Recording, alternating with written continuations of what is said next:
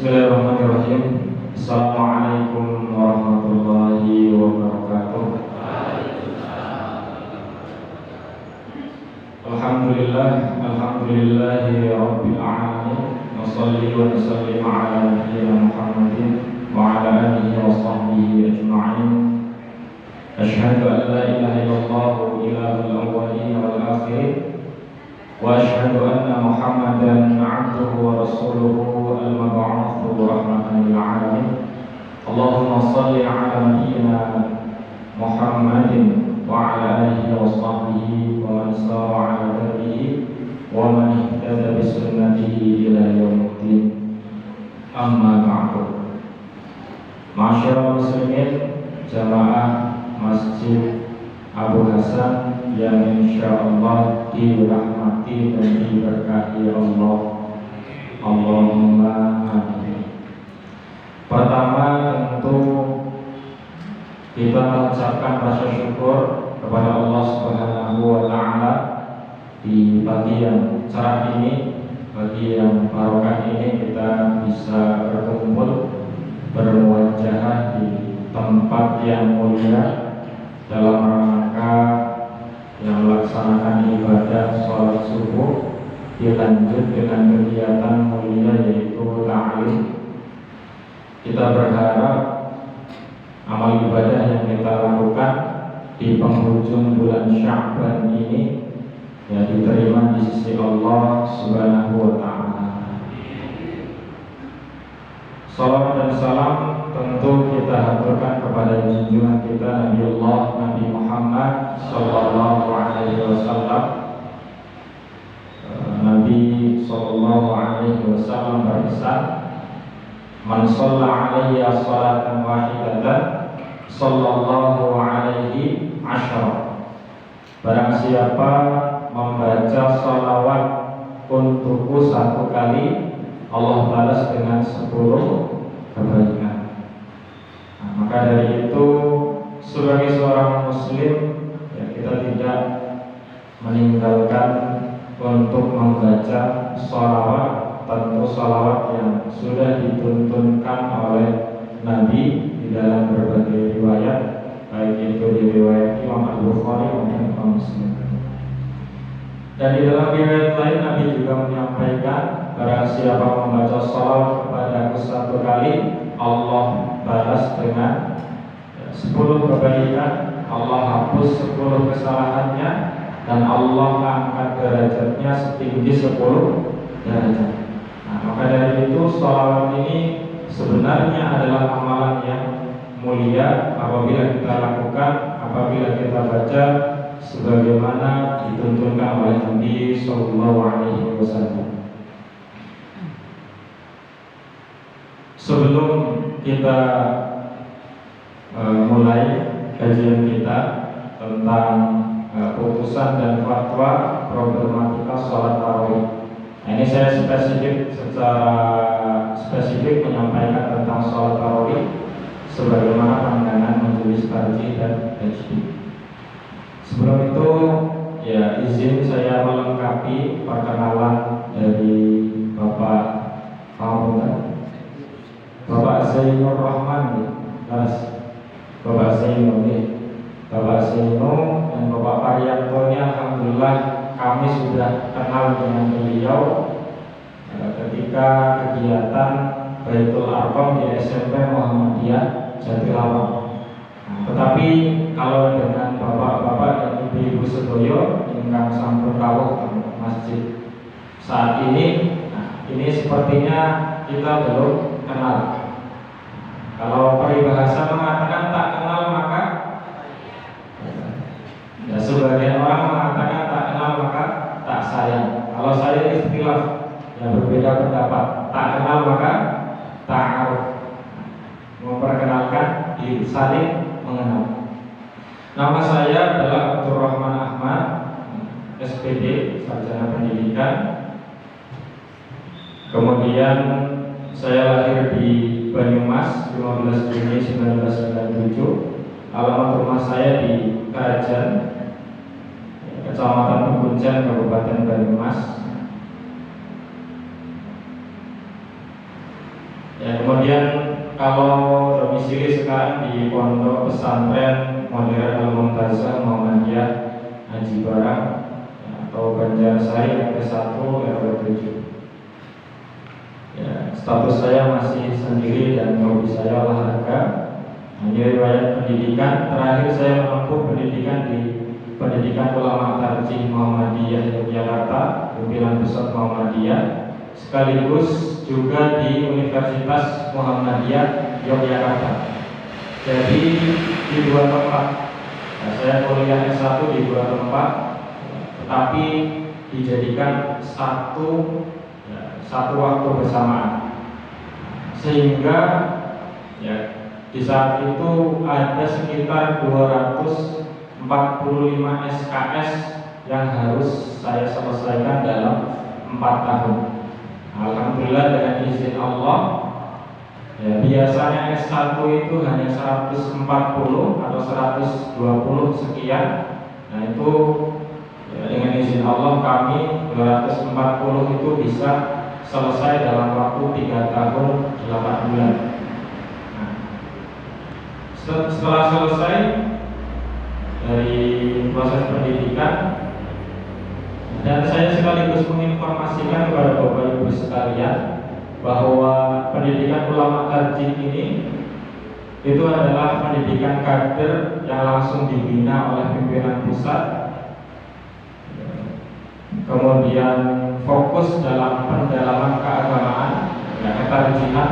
Jadi di situ fokus ya, ilmu fikih, ilmu usul fikih, ilmu tafsir, ilmu Quran, ilmu bahasa, dan keilmuan yang menunjang untuk melakukan proses tarjih ya, dipelajari. Dan selama 4 tahun full beasiswa gratis. Jadi Bapak Ibu sekalian, full beasiswa gratis. Nah, tidak ada pembiayaan apapun. Alhamdulillah kami punya kesempatan ya masuk di kampus tersebut. Tetapi memang untuk masuknya harus lulus seleksi. Nah, karena yang mengikuti kegiatan ini atau perkaderan ini dari berbagai wilayah di Indonesia, bahkan di seluruh Indonesia, setiap PDM, setiap PWM biasanya mengirimkan kader terbaiknya. Nah, jadi kalau punya kapasitas, ya pernah mondok setidaknya, mampu bahasa Arab aktif pasif, insya Allah bisa dicoba ya, di Pendidikan Ulama Tarjih Muhammadiyah Yogyakarta, dan insya Allah ya barokah dunia dan akhirat. Tetapi selesai pendidikan ada kewajiban pengabdian. Pengabdiannya selama 3 tahun, dan itu ditentukan oleh pimpinan pusat. Jadi kalau nanti ditentukan di Papua, maka yang kami ucapkan adalah sami'na wa ata'na. Kalau ditempatkan di Sulawesi, sami'na wa ata'na. Begitu pula ditempatkan di Sumatera dan lain sebagainya. Nah, alhamdulillah saya sendiri ditempatkan ya, tidak jauh dari kampus PUTM. Nah, artinya saya ditempatkan di kampus PUTM sendiri selama 3 tahun. Nah, selesai pendidikan, teman-teman kami ditempatkan, ada yang di Kalimantan, di Jawa Timur, di Papua, di Sumatera. Kami sendiri alhamdulillah tidak ditaruh di mana-mana, tetapi kembali ke ma'had, ya, kembali ke kampus Pendidikan Ulama Tarjih Muhammadiyah Yogyakarta. Jadi selama 3 tahun kami bertugas di kampus dari 2019 sampai 2022. Ini mungkin singkat perkenalan dari saya. Dan saat ini memang aktivitas saya kalau di organisasi sebagai anggota divisi fatwa, majelis tarjih dan tajdid PDM Banyumas, dan ketua majelis tarjih dan tajdid pimpinan cabang Muhammadiyah Haji Barang periode 2023 sampai 2027. Ini untuk pekerjaan. Nah, sekarang ya betul dikatakan Pak Zaino, saya selaku pengasuh di Pondok Pesantren Al-Muntazah, atau lebih tepatnya sekretaris dan pengajar di pondok tersebut. Baik, kita akan memasuki materi Bapak Ibu sekalian. Jadi yang menjadi materi atau menjadi rujukan saya dalam menyampaikan materi adalah himpunan putusan tarjih jilid 1, atau kitabnya dalam bahasa Arab itu dikenal dengan Muqarraratu Majlisit Tarjih. Muqarrarah itu maknanya putusan-putusan, Majlisit Tarjih itu majelis tarjih. Jadi aslinya HPT itu ada kitab berbentuk Arabnya, dan saat ini manuskripnya ada, tetapi memang yang dikenalkan, yang diterbitkan, yang diedarkan di masyarakat Muhammadiyah berbentuk bahasa Indonesia, sehingga kadang-kadang orang Muhammadiyah itu menganggap ini kok Muhammadiyah itu rujukannya tidak kepada kitab-kitab ulama. Padahal HPT ini nama lain dari Muqarraratu Majlisit Tarjih. Jadi kitab Muqarraratu Majlisit Tarjih itu dibuat oleh para ulama tarjih di zaman dahulu dari 1927 berdiri, kemudian dengan adanya munas-munas sehingga terbitlah himpunan putusan tarjih atau kitab Muqarraratu Majlisit Tarjih. Nah, tepatnya di kitab Usyam ini yang menjadi rujukan, sekaligus kita ngaji buku Muhammadiyah.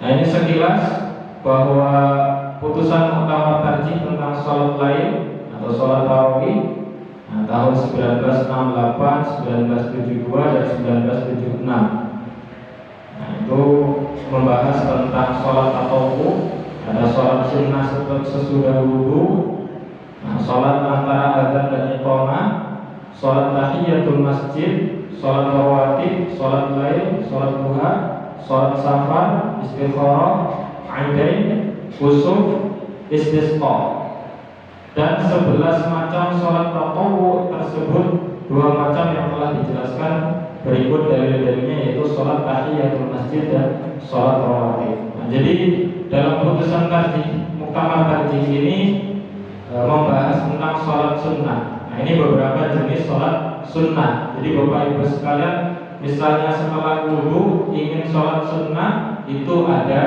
rujukannya, ada hadisnya yang menyebutkan. Nah, kalau tidak bisa mengakses secara langsung hadisnya, maka bisa melihat dalam putusan tarjih. Nah, putusan tarjih itu sebagai ringkasannya, walaupun nanti ada penjelasan dalilnya untuk orang-orang yang ingin memahami lebih lanjut. Nah, kemudian muktamar tarjih Wiradesa diselenggarakan pada tanggal 23-28 April 1972 di Pencongan Wiradesa, Pekalongan, menghasilkan keputusan tentang sholat tatawwu, sholat duha, sholat safar, sholat istikharah, dan sholat lail. Nah, begitu pula keputusan yang lain ini berkaitan dengan muktamar tarjih. Nah, kemudian untuk rujukan warga Muhammadiyah dalam melalui bulan Ramadan, nah ini saya kenalkan ada buku tuntunan Ramadan. Nah, ini diterbitkan oleh Majelis Tarjih dan Tajwid Pimpinan Pusat Muhammadiyah. Nah, ini buku tuntunan Ramadan ini merupakan syarah dan perluasan dari hasil kongres dan munas. Nah, jadi ini sebagai pengantarnya, dan pengantar dari ayatnya Bapak Ibu saya yakin sudah hafal dalam Al-Quran surat Al-Baqarah ayat 183. Nah, disebutkan ya ayyuhalladzina amanu kutiba alaikumus shiyam kama kutiba 'alal ladzina min qablikum la'allakum tattaqun. Ya ayyuhalladzina amanu, ya di sini adalah panggilan panggilan untuk yang jauh maupun yang dekat. Karena di sini yang disebutkan setelahnya adalah orang-orang yang beriman. Artinya orang-orang yang beriman baik yang dekat dengan Rasulullah maupun yang jauh, baik yang hidup semasa dengan Rasulullah maupun yang tidak semasa dengan Rasulullah Shallallahu Alaihi Wasallam, termasuk kita. Wahai orang-orang yang beriman, kutiba alaikumusiyam, diwajibkan kepada kalian adalah berpuasa. Jadi puasa itu diwajibkan kama kutiba alal ladzina min qablikum, sebagaimana diwajibkan kepada orang-orang sebelum kalian.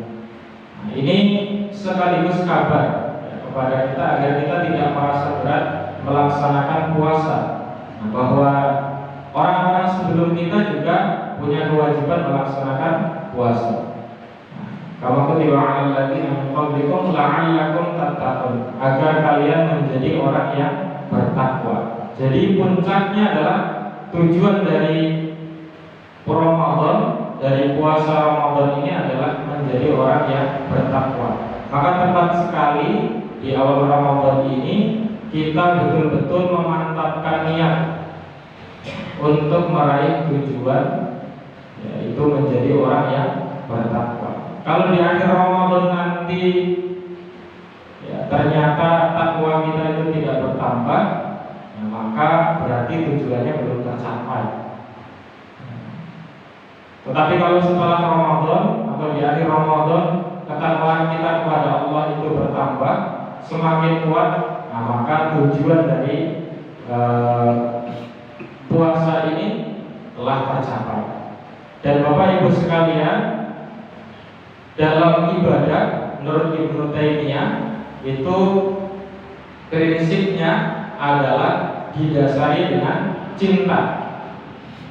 Jadi di awal Ramadan ini selain kita tahu tujuan puasa Ramadan dan amalia-amalia Ramadan, kita harus menumbuhkan cinta terlebih dahulu. Sebagaimana bapak-bapak memilih para ibu sebelum menjadi istrinya. Nah, itu didasari dengan cinta maupun pasti sebagian besar didasari dengan cinta. Begitu pula ibu-ibu, dan begitu pula calon bapak dan calon ibu, pasti memilih berdasarkan cinta. Nah, dalam ibadah menurut Ibnu Taimiyah juga demikian. Kalau mau beribadah, dasarnya dimantapkan dulu, cintanya ada apa? Tidak. Karena ibadah tanpa cinta itu bukan sebuah ibadah menurut Ibnu Taimiyah. Nah, ibadah harus didasari dengan cinta. Kalau sudah cinta, maka yang jauh pun terasa dekat, yang berat terasa ringan, dan tentunya kita tidak akan merasa terbebani dengan ibadah tersebut. Makanya orang-orang Barat itu heran dengan masyarakat Muslim, kok bisa ada orang yang bisa tahan dari terbit fajar sampai tenggelamnya matahari, tidak minum, tidak makan, tidak berhubungan, bagi yang sudah menikah. Nah, mereka bisa menahan. Padahal bagi orang Barat, tiga hal ini itu adalah kebutuhan primer manusia. Dan itu dilakukan tidak hanya sehari dua hari. Kalau sehari dua hari mereka mungkin merasa wajar. Ini dilakukan selama 1 bulan. Ini kan sesuatu yang luar biasa menurut mereka. Makanya kalau tidak didasari dengan cinta, kita akan berpemahaman seperti orang Barat, akan merasa berat. Tetapi kalau didasari dengan cinta, melalui Ramadan ini kita tidak akan merasa terbebani. Maka dari itu, ini ada beberapa fadhailul a'mal yang disebutkan dalam kitab Shiyam atau dari buku Himpunan Putusan Tarjih. Fadhailul a'mal atau amalan-amalan yang dianjurkan selama berpuasa. Idza kana Ramadan, apabila berada di bulan Ramadan, fa'aktsir minas shadaqah, maka hendaknya perbanyak bersedekah. Nah, ini nanti ada penjelasannya. Yang kedua, wa mudarasatil Quran, dan tadarus Al-Quran. Wa qul qiyamul laili ihda asyarata rak'atan arba'an aw mathna wa thalathan. Dan dirikanlah sholat lail 11 rakaat 4-4-3 atau 2-2-2-2-3. Ini disebutkan di dalam himpunan pesan haji. Wa'takif fil 'ashril awakhir, dan beriktikaflah di 10 hari terakhir. Nah, ini beberapa fadhailul a'mal atau amalan-amalan yang dianjurkan selama berpuasa. Pertama, memperbanyak sedekah. Kedua, tadarus Al-Quran. Ketiga, qiyamul lail. Keempat adalah i'tikaf di 10 hari terakhir. Kita masuk kepada yang pertama, fa'aktsir minas shadaqah, memperbanyak sedekah. Sedekah itu kan kita memberikan sesuatu yang bermanfaat kepada orang lain. Bahkan kalau kita tidak mampu memberikan berupa materi, berupa harta, maka tabassumuka fi wajhi akhika shadaqah. Senyumanmu kepada saudaramu adalah sedekah.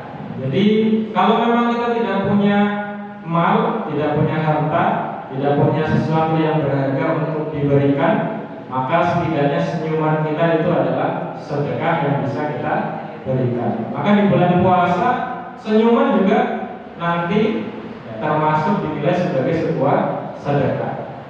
Nah, tetapi secara spesifik di sini disebutkan apa sedekah yang tepat kita berikan saat bulan Ramadan. Nah, maka disebutkan di sini di dalam hadis riwayat At-Tirmidzi an Zaid bin Khalid Al-Juhani, dari Zaid bin Khalid Al-Juhani, qala, dia berkata, qala Rasulullah sallallahu alaihi wasallam, Rasulullah sallallahu alaihi wasallam bersabda, man faṭara sha'iman, barang siapa memberikan sedekah atau memberikan berbuka untuk orang yang berpuasa, kana lahu mithlu ajrihi ghayra annahu la yanqusu min ajri shaimi syai'an. Dia mendapatkan pahala dari orang yang berpuasa tersebut tanpa mengurangi pahala dari orang yang berpuasa sedikit pun. Nah, jadi sedekah yang utama di bulan puasa adalah kita memberi makan orang yang berpuasa untuk berbuka. Makanya biasanya di bulan Ramadan itu ada panitia takjil. Di sini wonten alhamdulillah takjil. Takjil itu berasal dari bahasa Arab. Ajjalan yu'ajjilu ta'jilan. Ajjala itu artinya menyegerakan. Takjil penyederaan. Nah, maksudnya penyederaan untuk melaksanakan berbuka. Dan penyederaan ini berlaku kalau sudah adzan. Kalau belum adzan tidak boleh disegerakan. Jadi maka dari itu sedekah yang paling utama ketika bulan Ramadan adalah memberi makan orang yang berpuasa atau memberikan takjil biasanya. Nah, di masjid-masjid atau di kebanyakan tempat di daerah kita yang biasanya hal ini banyak dilakukan. Insya Allah di Masjid Abu Hasan ini juga demikian. Takjilnya juga insya Allah istimewa, betul? Kalau tidak istimewa, mudah-mudahan ya tahun depannya istimewa. Ya, sangat istimewa ya menurut jamaah. Alhamdulillah, sangat istimewa. Ya, kemudian yang kedua, mudarasatil Quran, melakukan tadarus Al-Quran. Karena Al-Quran ini sebagai hudal linnas, petunjuk bagi manusia. Kemudian apabila kita membaca satu huruf dari Al-Quran, pahalanya berapa? 10 kebaikan. Man qara'a harfan min kitabillah, barang siapa membaca satu huruf dari Al-Quran, dari kitab Allah, maka balasannya adalah 10 kebaikan. Ya, Bayangkan Rasulullah juga menyampaikan, aku tidak mengatakan alif itu satu huruf alif lam mim itu adalah rangkaian, ya, rangkaian dari beberapa huruf. Alif satu huruf, lam satu huruf, mim satu huruf, 3 huruf, maka itu dinilai sebagai 30 kebaikan. Maka dari itu Mudarasatul Quran dan Darussul Quran ini adalah bagian yang penting ketika kita melaksanakan bulan Ramadan. Sufyan bin Uyainah, beliau guru dari Imam Asy-Syafi'i rahimahullah. Itu beliau mengatakan, jauh dekatnya seorang hamba dengan Allah itu ukurannya mudah. Ukurannya adalah lihatlah jauh dekatnya dia dengan Al-Quran. Kalau dia dekat dengan Al-Quran, insya Allah dekat dengan Allah. Itu yang pertama. Bahkan Rasulullah SAW menyampaikan, khatamkan Al-Quran 3 hari sekali. Berarti 1 hari berapa, Bapak Ibu? 10 juz, bukan 10 ayat.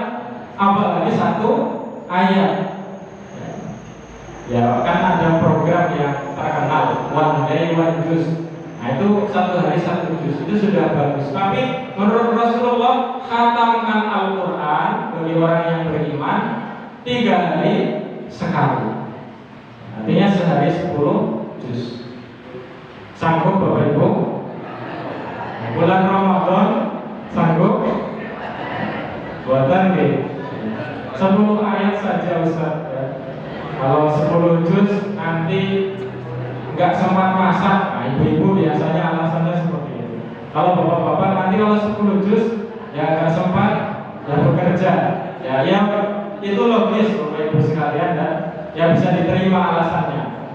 Ya nanti kalau tidak ada yang memasak, ya nanti tidak ada bahan untuk berbuka. Nah, tetapi maksudnya seperti ini Bapak Ibu sekalian, 1 hari 10 juz itu supaya kita ya memperbanyak mengucapkan hal-hal yang baik. Nah, jadi kalau memang tidak ada kegiatan yang bermanfaat, maka bisa kita gunakan waktu kosong untuk membaca Al-Quran. Itu lebih baik dibandingkan digunakan untuk yang lain. Kalau tidak mampu, Rasulullah itu memberikan standar minimal. Seorang muslim menghatamkan Al-Quran minimal 40 hari sekali. 40 hari sekali. Nah, ini bisa ya dijadikan alasan. Saya yang 40 hari sekali saja Ustaz. Jangan yang 3 hari sekali. Nah, itu monggo Bapak Ibu sekalian. Nah, tetapi kalau saya amati ya, orang-orang ya, yang saya temui di Jogja, di Lamongan, di Trenggalek, nah itu biasanya mereka sebulan sekali khatam. Atau ada juga yang sebulan bisa lebih dari 1 kali. Nah, insya Allah kalau di Masjid Abu Hasan ini sepertinya rajin tadarus Al-Quran semuanya insya Allah. Nah ini tadarus Al-Quran. Nah ini keutamaannya. Majtama'a qaumun fi baitin, tidaklah berkumpul suatu kaum di dalam sebuah rumah, min buyutillahi, dari rumah-rumah Allah, yatluna kitab Allah, mereka membaca kitab Allah, wa yatadarrasunahu, mereka tadarus bainahum, di antara mereka. Tadarus di sini maksudnya mempelajari. Illa nazalat alaihim as-sakinah, ya, kecuali Allah turunkan kepada mereka ya, ketenangan. Wa ghasyiyatuhumur rahmah, dan mereka diliputi oleh rahmat. Wa hafathumul malaikah, dan mereka dinaungi oleh para malaikat.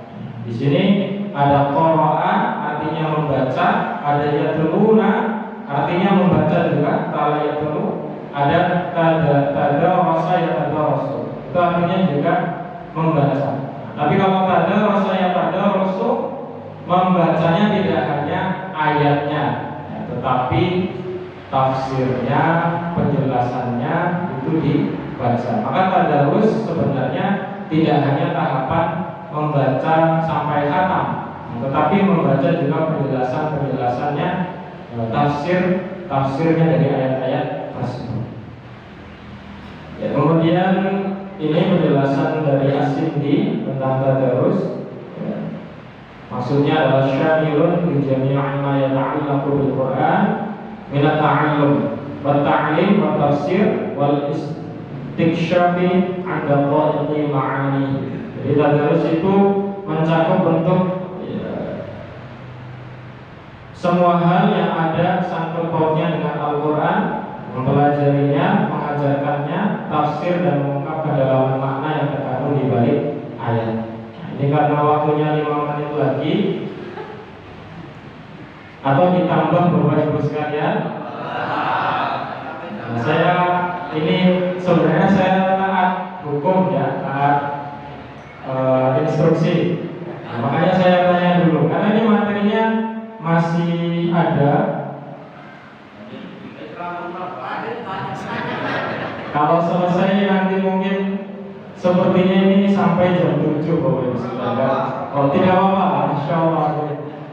Ini soalnya sampai 33 slide.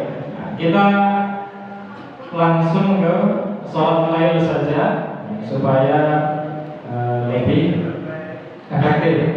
Nah, jadi kita masuk ke sholat lain. Nah, ini landasannya kalau sholat melaksanakan sholat itu baik sholat sunnah maupun sholat wajib itu shollu kama ra'aitumuni usolli. Ya, sholatlah kalian sebagaimana kalian melihat aku sholat. Ini landasannya dalam beribadah sholat. Jadi takbir kita harus sesuai dengan Rasulullah. Ya, kalau ada yang takbirnya sejajar dengan daun telinga, monggo. Kalau ada yang sejajar dengan bahu, monggo. Yang tidak benar takbirnya sejajar dengan apa? Sejajar dengan tanah misalnya. Nah, itu tidak benar, itu tidak ada tuntunannya. Nah, tetapi memang kalau kita bicara tarjih, nanti tarjih punya pilihan. Nah, yang dikeluarkan di tarjih memang yang sejajar dengan daun telinga. Jadi telapak tangan sejajar dengan daun telinga. Itu terkait dengan sholat itu di pembahasan lain. Nah ini kemudian dalam kaidah ini disebutkan al-aslu fil ibadat al-man'u illa ma syara'ahu Allah. Jadi pada dasarnya hukum sebuah ibadah itu ya dicegah ya, al-man'u ya tercegah. Nah illa ma syara'ahu Allah, kecuali yang Allah syariatkan. Jadi ibadah itu sebenarnya dicegah, dilarang dan tidak diperbolehkan kecuali yang sudah diperintahkan. Nah, maka kalau ada ibadah yang tidak diperintahkan dan tidak disyariatkan, nah, pada dasarnya itu tidak boleh dilakukan. Pemahamannya seperti itu. Nah, bagaimana dengan sholat lail? Nah, ini sholat lail ya tentu sepakat kalau di sini saya rasa semuanya 11 rakaat. Nah, ada yang 23, monggo. Ada yang 36, monggo. Nah, tetapi saya yakin kebanyakan ittifaq ya, ittifaqul jamaah min Masjid Abu Hasan. Kesepakatan jamaah Masjid Abu Hasan pasti tebakan saya, insya Allah betul adalah 11 rakaat ya, tidak sampai 23 atau 36. Nah, tetapi untuk tata caranya, nah ini kan memang beragam Bapak Ibu sekalian.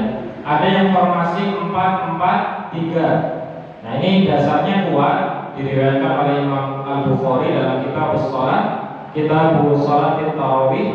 Nah, di bab Qom Ramadan. Nah ini disebutkan bahwa Aisyah radhiyallahu anha itu ditanya tentang bagaimana sholat lail Rasulullah SAW ketika bulan Ramadan. Nah, kemudian Aisyah menjawab bahwa Rasulullah itu sholat ihda asyarata raka'atan 11 rakaat yusolli arba'an 4 rakaat fala tas'al an husnihinna wa tulihinna. Jangan tanya tentang bagus sholatnya atau panjangnya sholat beliau. Tsumma yusolli arba'an, kemudian 4 rakaat lagi fala tas'al an husnihinna wa tulihinna. Ya tidak perlu ditanya bagaimana bagusnya dan bagaimana panjangnya beliau sholat 4 rakaat selanjutnya. Kemudian yang terakhir tsumma yusolli salatan, kemudian sholat 3 rakaat. Nah, ini formasi yang pertama 4-4-3. Nah, ini hadisnya kuat. Jadi yang bertanya 4-4-3 itu rujukannya dari mana? Nah, Bapak Ibu bisa menjawab dari riwayat Imam Al-Bukhari, Kitab Shalat Tarawih di bab Man Qoma Ramadan. Nomor hadis 1874. Kalau tidak hafal, monggo beli HPT. Di dalam HPT sudah tertulis, sudah disebutkan. Itu yang pertama. Kemudian yang kedua, nah kita cara yang kedua adalah 2 rakaat sholat iftitah, 2 rakaat, 2 rakaat, 2 rakaat, 2 rakaat, 2 rakaat diakhiri dengan 1 rakaat atau 13 rakaat. Nah, 11 tarawihnya, 2 iftitahnya. Jadi ini informasi yang kedua dan rujukannya jelas ya. Ini riwayat Abu Dawud, dalam Sunan Abu Dawud di bab fi sholatil lail, sholat malam. Ini hadisnya cukup panjang, tapi pada intinya adalah pelaksanaannya itu 2 sholat iftitah, kemudian 2 dan 1. Kemudian nah ini secara lengkap ini lebih banyak ya akan pelaksanaan sholat lain. Ini ada yang 4-4-3, ada yang 2-2-2 dan seterusnya, ada yang 8-1-2, 8-2-1, 8-3, 8-5, 9-2, tambah 7 dan 2, 6 dan 3, 4 dan 3. Nah, ini jadi macam-macam sholat tarawih pelaksanaannya. Dan ini semuanya ada rujukannya. Kalau mau dibaca lebih lengkap, bisa beli Tanya Jawab Agama jilid 3 halaman 107 sampai 115. Itu disebutkan tata caranya. Bapak Ibu monggo, kalau mau mencoba yang 7-2 monggo. Itu ada rujukannya. Tetapi memang yang disepakati, yang dikuatkan di dalam pandangan tarjih yang mewakili Muhammadiyah dalam hal ini adalah yang 4-4-3. Kemudian diawali dengan sholat iftitah. Sholat iftitahnya nanti monggo bisa berjamaah, bisa mandiri, bisa munfarid, berjamaah atau munfarid. Kalau sepakat berjamaah, silakan berjamaah. Tata caranya bagaimana? Sholat sunnah seperti biasa, imam takbiratul ihram, makmum mengikuti, kemudian membaca doa iftitah. Nah, doa iftitahnya khusus untuk sholat iftitah sebelum sholat tarawih atau sholat lain. Nah, subhanadzil mulki wal malakuti wal izzati wal jabaruti wal kibriyai wal 'azamah. Nah, ini doa yang biasa dibaca ketika sholat iftitah. Doa iftitah untuk sholat iftitah. Nah, kalau berjamaah, setelah itu membaca Al-Fatihah dimulai ta'awud sampai akhir ayat ke-7. Setelah itu tidak ada tambahan bacaan surat. Jadi langsung takbir untuk rukuk dan seterusnya. Di rakaat kedua juga demikian. Itu kalau berjamaah. Kalau sendiri-sendiri juga sama. Hanya perbedaannya kalau berjamaah tidak dijahar. Nah, jadi imamnya tetap sir. 2 rakaat tetap sir. Kalau munfarid kan memang sir sendirian. Tetapi kalau sholat iftitahnya dilaksanakan berjamaah juga sama, sir 2 rakaat. Itu terkait dengan sholat iftitah. Nah, ini rujukannya ada di dalam riwayat At-Tabrani. Kemudian sebelumnya tadi ini riwayat At-Tabrani juga di Al-Awsat. Itu dikomentari bahwa rijaluhu atau para perawi hadisnya muwathiqun. Muwathiqun itu artinya ya, orang yang kuat. Nah, kuat dari sisi hafalan hadis dan tidak diragukan kredibilitasnya atau ya, kepribadiannya tidak diragukan. kemudian sholat iftitah itu dilaksanakan ya, sebelum sholat malam, baik itu qiyamul lail maupun sholat tarawih.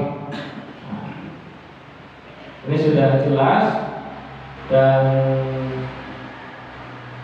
saya rasa untuk warga Muhammadiyah biasanya sudah terbiasa dengan hal ini. Tetapi kalau memang ada yang belum terbiasa atau ada yang ingin tahu rujukannya, nah bisa lebih lengkap dibaca di himpunan putusan kaji atau di tanya jawab agama. Nah ini saya rasa karena ini slide-nya sudah kosong, berarti waktunya sudah cukup ya, sudah berakhir. Baik, barangkali ini yang bisa kami sampaikan, mudah-mudahan bermanfaat. Ya, selanjutnya kalau memang ada pertanyaan, kami persilahkan. Kalau bisa kami jawab. Kalau tidak bisa, nanti jawabannya menyusul. Atau mungkin bisa ditanyakan kepada Ustadz yang lain yang mungkin hadir ketika kami di sini. Mudah-mudahan bermanfaat. Ada kurang dan lebihnya kami mohon maaf. Saya akhiri terlebih dahulu. Dan Allah wa iyyakum ajmain.